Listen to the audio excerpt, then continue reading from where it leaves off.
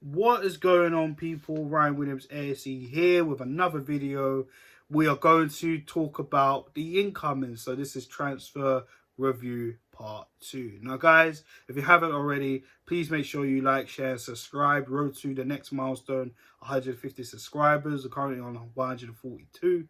So let's make it happen. Now guys, check out the previous video where I talk about the outgoings. And I've also suggested, guys, at the end of that video, let me know in the comment section on the outgoing videos who else you would have got rid of, who else you happy to see the back of, or who would you have kept.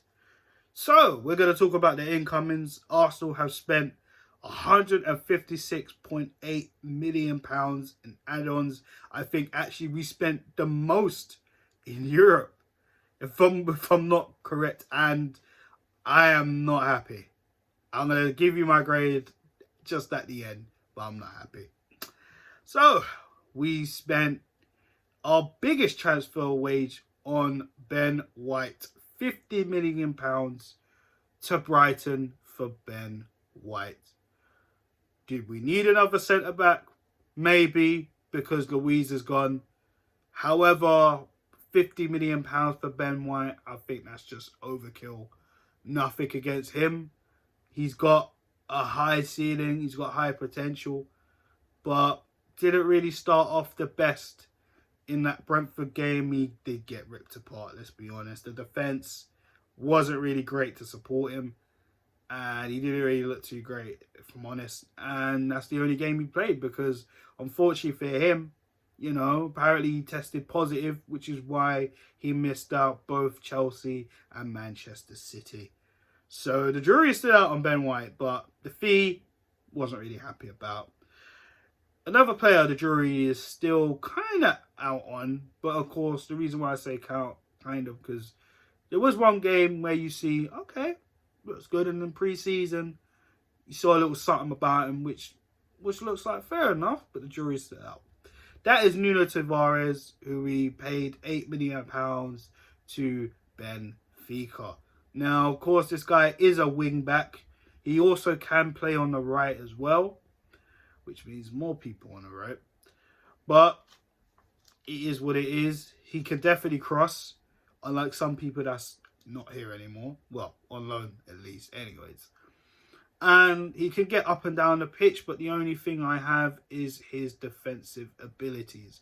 Now, that will remain to be seen throughout the season. So, like I said, the jury is still out.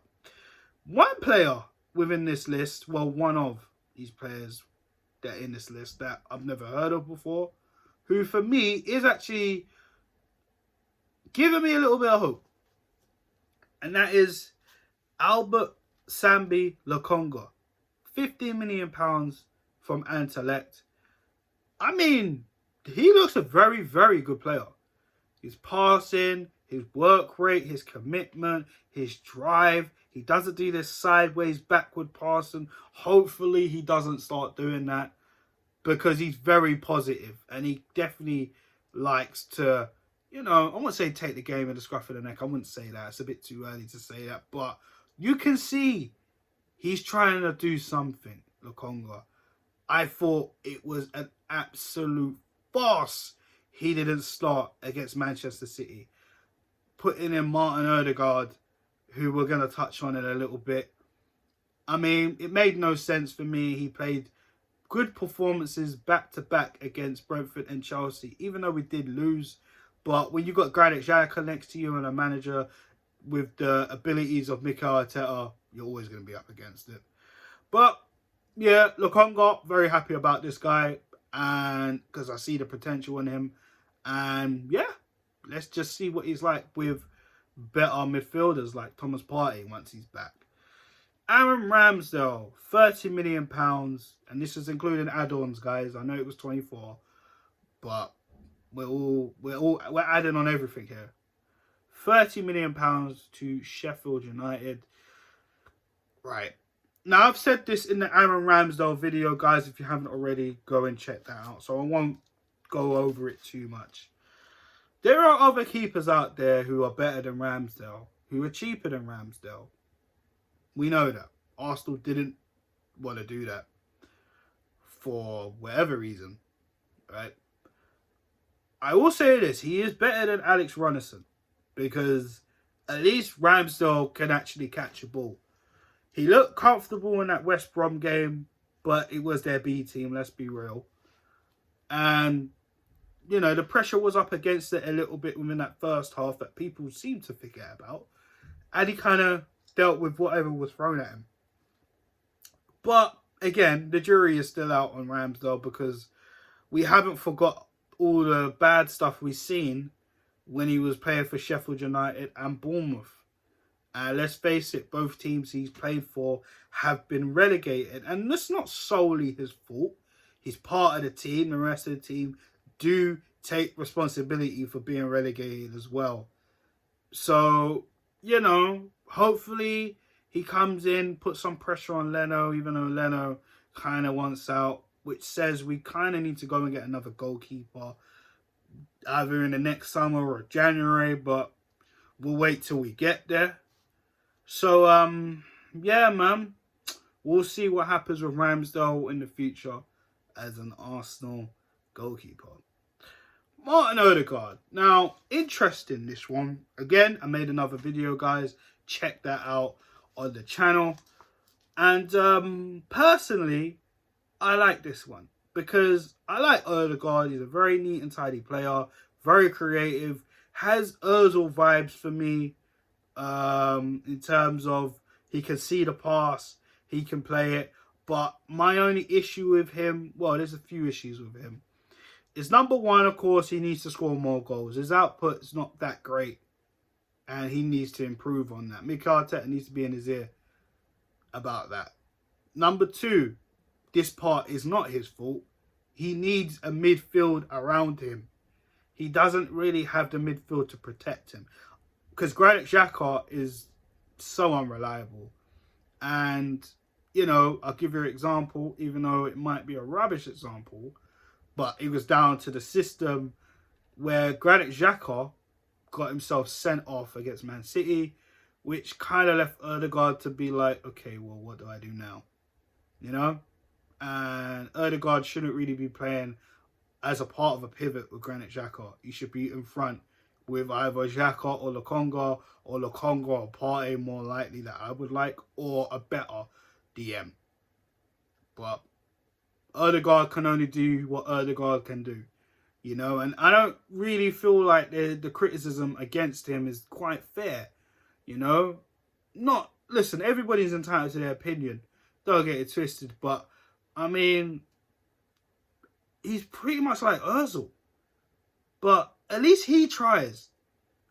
Let's be real, Ozil's work rate was not great in terms of the dirty side of the game, but you know, there's still more to see with Odegaard anyways, and hopefully we can see better under a new manager. And yeah, he just needs a midfield around him. But like I said, his output, he needs to improve on that. He didn't really score many goals last season. He did score against Tottenham, which put a smile on a lot of people's faces.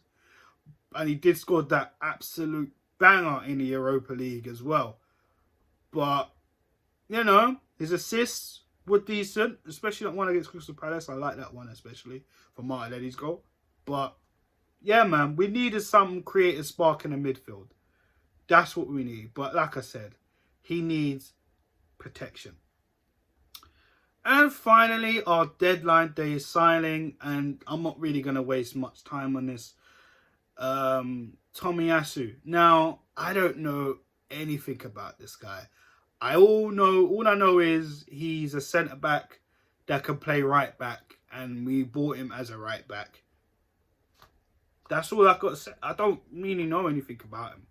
I've got to be honest. So, yeah, guys, apologies, but, you know, shout out my boy Gunnar Souls. He's done a video on him, so check that out where he actually breaks him down and actually gives you a little bit of insight on that.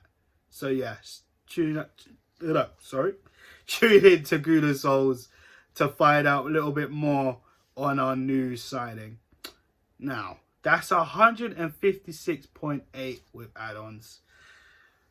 Here is the rating. 4 out of 10. The reason I give it a 4, it could have been a 3. It really, really could have been a 3. But the only reason I'll give it a 4 is because of the outgoings as well. Alright? And it could have been higher with certain people going, but they didn't. And certain people coming in, but they didn't. So for me, in the outgoings, which were positive, Willian, and probably that's it. I mean, there was so much more people to get rid of. Remember, the rest are on loan other than Willock. And I was in two minds of getting rid of Joe Willock because of, I know the talent Joe Willock possesses, and we got to see him free roam in Steve Bruce's system last season. But we're not going to do that under Mikel Arteta. And I think it'd be better for him to better his career. Because that comes first, people. Your career. As much as the club you love and you support, but if they don't want you, you need to think about yourself. And that's what Joe Willock had to think about. So, you know, the rest of the outgoings, Torreira, Guendouzi, options in the midfield. I mean, our midfield is light. And then let's go back to the incomings. I mean, 50 million on Ben White. I think that's way too much for Ben White. Still unproven. He had his first season in the Premier League.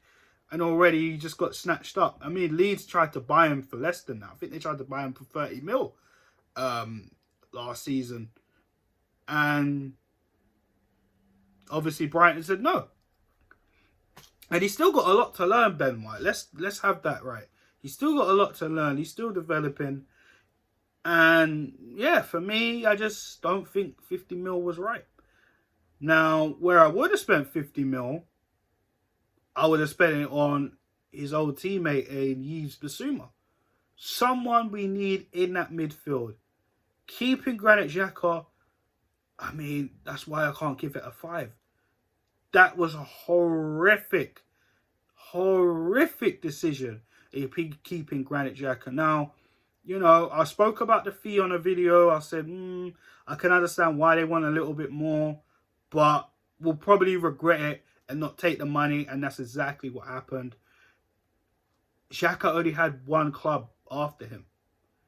It wasn't like a whole host of clubs coming after him. We had one club. Should have took the money. Now, Ødegaard, again, that defies opinion. A lot of people wanted James Maddison. I wanted James Maddison. Aouar was out there. Arsenal didn't bother move for Aouar at all. Even till last night, at deadline day, no one bothered. There was talks about Real Madrid, but who knows? I don't even know if that went through or whatever happened. There was rumours about Real Madrid, but I don't think at this time of recording anything happened. So, Aouar stays at Lyon, you know? Ramsdale, again, like I said, there's better keepers out there, especially the fee as well. I think we overpaid for Aaron Ramsdale, but Sheffield United were stubborn as hell. They wanted more. They wanted about 40 mil at first, but Aaron Ramsdale pushed for the move. So, which probably knocked it down to 30. Of course, this is all add-ons included, guys. And, yeah, but back to the outgoings. Lacazette, gonna probably leave on a 3 unless January something happens. Say with Eddie Nketiah, decided to not take the Crystal Palace opportunity because of personal terms. I think that was a very, very silly idea from Eddie Nketiah. But listen, all these people that leave on a 3 and they go to another club, there is a big sign-on fee. That's just how that's how it works in football. Kolasinac, not taking a pay cut to go to Fenerbahce. Fenerbahce can't afford him. And I think that was very, very selfish of Kolasinac. I mean, of course, no one can tell you how to take your money and spend it. But if he wants to leave, apparently. But yet, he's not willing to take a pay cut. Wow. Just tells you about character. I mean, we talked about Willian and how he's not good enough, this, that, and the third. But the man sacrificed a huge chunk of his wage to leave Arsenal after a poor season. And Kolasinac can't even do the same. Well, says a lot, really. But, yeah, for me, not a good window. Not a good window. We spent the most and we didn't really do anything about it. And that's no disrespect to the players that's come in. Not at all. Like I said, there's probably, Lokonga and Erdegaard, the only two players I actually are happy with. The others, not so much. Ben White, still unproven to me. Tavares, talked about his defensive capabilities. Needs to prove that to me. Tomiyasu, don't know much about him. And Ramsdale, I mean, he's only done one good game at Arsenal, and that was a B team game against West Brom. But every time I've seen him in the past, it's been negative stuff. It's been negative stuff. I've seen him get packed in and that. I mean, yeah, that's just my personal feeling. So, again, guys, what do you think we should have done?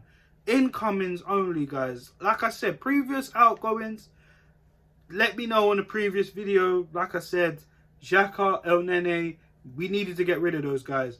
Chambers, Cedric, Kolasinac, Rob Holding, all these guys, Lacazette, Eddie and Ketia.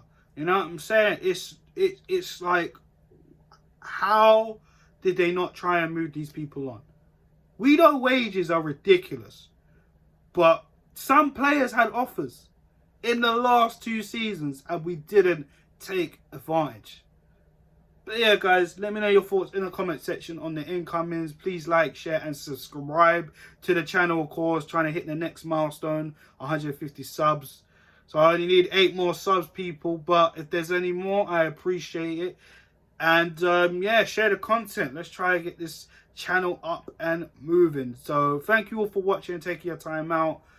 And yeah, let me know your thoughts in the comment section on your grades and who else you would have tried to bring in. Have a good afternoon, people. Peace.